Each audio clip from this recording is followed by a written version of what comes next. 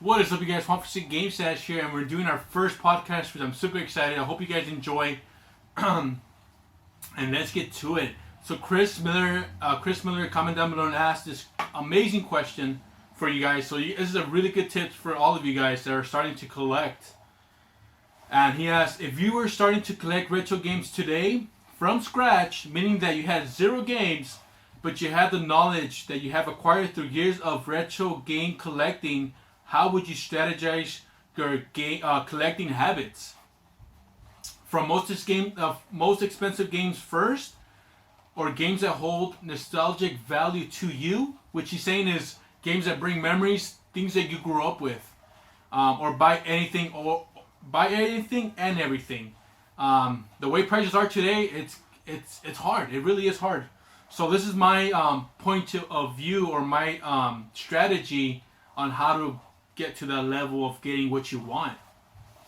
Now, I know a lot of you guys don't have flea market, swap meets, or yard sales, but you're gonna have to make it work, you guys. You have to really rethink and say, how am I gonna get this stuff? Deals, offer up websites and all that crazy stuff.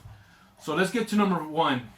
How would you strategize how to collect this stuff? Now, my personal is flea markets is number 1.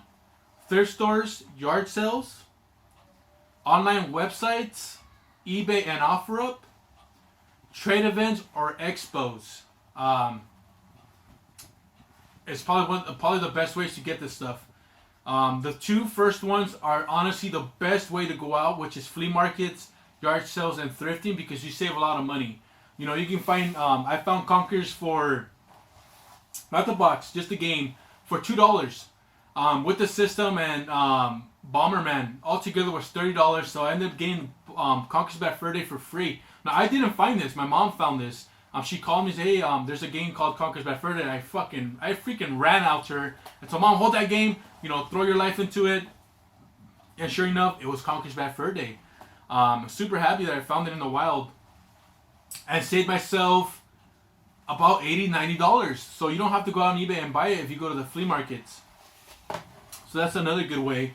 Another example is when I found Chrono Trigger from a vendor that's actually a reseller, but a really good reseller.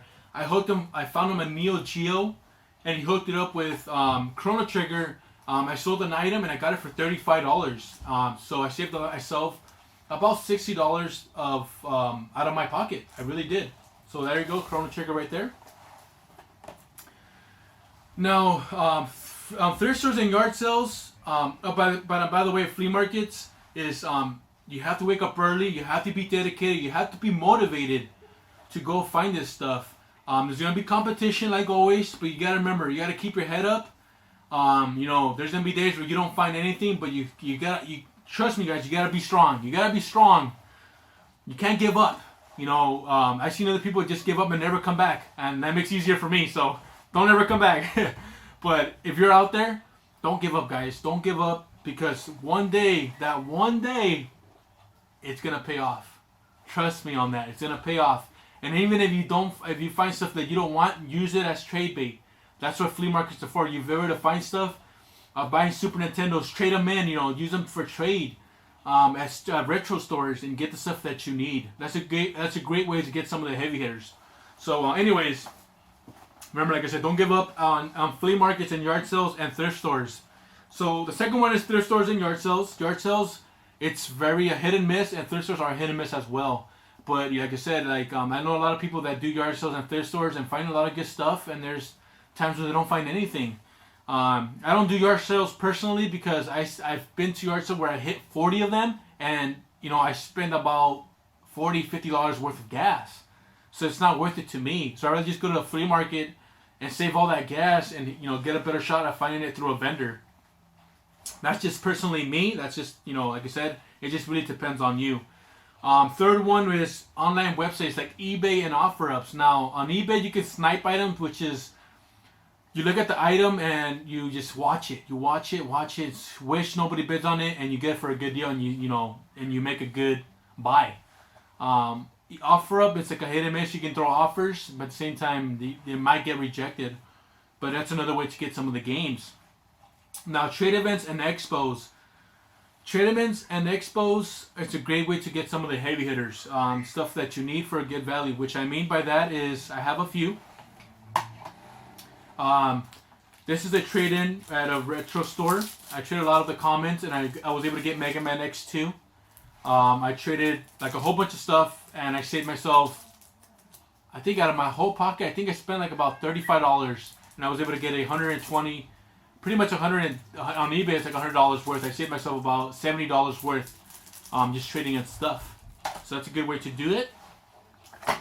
What I mean by trade event, you know what, I'm just gonna let this go. Anyways, what I mean by trade event is, I'm gonna tell you guys a story actually. Really quick story is, I was at a flea market, at the swap meet, or flea market, you guys can call it, and I found a very good game. Now I went game hunting with some of the guys, which was Kevin Shields, R. Rob, Jose, David, which is Shafanaki, and I think that was it. That was only them three. And we were looking through a bin, and I was able to grab a whole bunch of games, and there was an interesting, uncommon, rare kind of game, which is called Ill Bleed. You guys can check that up yourself. Ill Bleed is a Dreamcast horror game. Now, Kevin has been looking for this game for a very long time. And the lady was asking only $2 per game. And, you know, I found out through one of the guys that, Kevin's been looking for that game for a very long time. Now, this game was very pricey. But to me, it didn't have any value. So, I mean, I wouldn't mind having it. But, you know, it was one of those games to finish off his collection.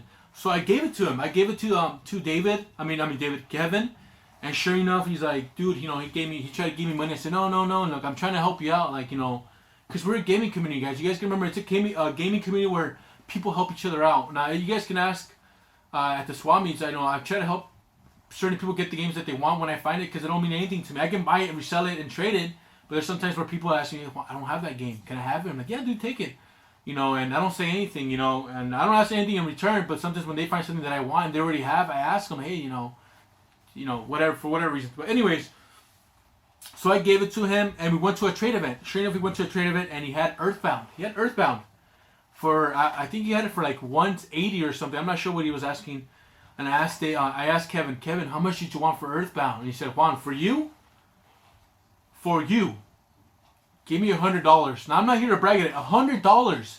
Give me this for $100. Man, my heart was broken, guys. Everybody was like, damn, you know, like, whoa, how'd you get that for a deal?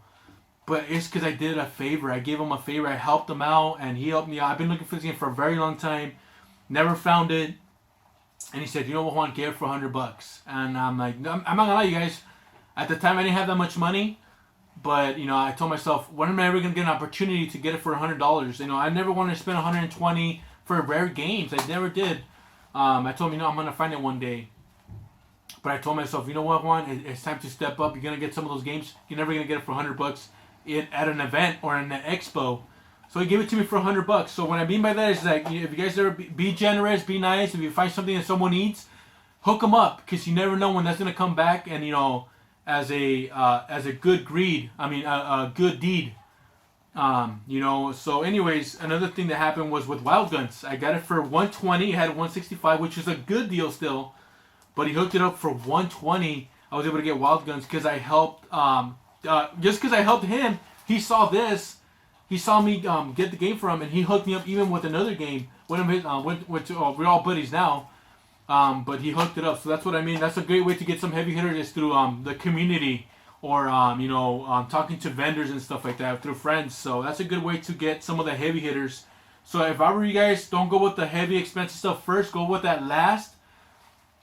So I'm gonna give you guys a list of how you guys are gonna do it. Okay. So first off is get games that hold nostalgic value, which means, what brings memories. Go with those, collect those games first. Go with those first. Mine was Double Dragon. With me and my brother grew up. We loved this game. I finished off all the games that I grew up with, and now I'm getting the games that I never played. So that's second number 2. Get games that you never played, that you want to play, and want to add to your collection. That's number 2. Number 3 is get games that are trade-based. So if you get doubles, if you get 2 Earthbounds, that's a great way. You can sell it to buy more games or have more money to go to the flea markets, or use those as trade bait and get games like Dracula X, some of the heavy hitter stuff. sculpture cut, stuff like that. Just trade, even trade, or just trade for, don't ever look at value wise. You always try to hook up someone where like what they want. So that's another good way. And what else? What do you ask now? What you have? Want to call a meeting? And make sure. Okay, last but not least, the most important. Let me take off my earphones. The most important thing when it comes to collecting, I'm telling you, all the collectors out there, if you guys are watching this, is know what you're collecting for. What system are you collecting for? What I'm collecting for is the Super Nintendo, the NES and N64, the GameCube, and the Genesis. Now, you guys can start off small. You guys can start with some of the easier stuff to get. The N64 is very common. Super Nintendo is not easy to find, guys. Super Nintendo games in the wild is not that easy to find. But when it comes down to N64, they sold millions of units. Millions. So the games are out there. PS2 is another great example. A lot of games out there. PS1 as well. Sega Genesis is a perfect system to collect for because the games are very cheap. But right now they're climbing up in price. GameCube is not that easy to find those games. GameCube is not a system to collect for me. I was able to find a lot of stuff, luckily, but it's been very dry with GameCube. It's very uncommon to find that stuff at flea markets. It's out there, but it's a hit and miss, honestly. NES is another system to collect for, which is easy, but at the same time very expensive when it comes to some of the uncommons, heavy hitters. But they're in the flea markets. You can still find them. So, like I said, make sure you know what you're collecting for, what system. Get your head on what you want to collect for. I think that's everything, guys.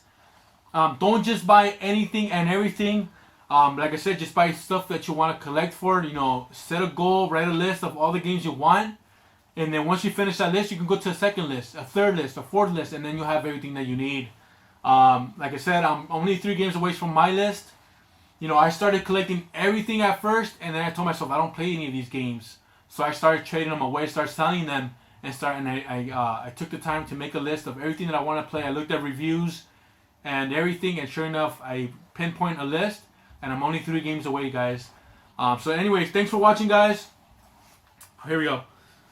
Thanks for watching, guys, and make sure you guys comment down below, thumbs up the video if you guys enjoyed the podcast. So sorry I know it was long, but it was a very good question. I threw a lot of suggestions for you guys. So if you guys have a question for me, please leave a comment down below, and I will pick the best question.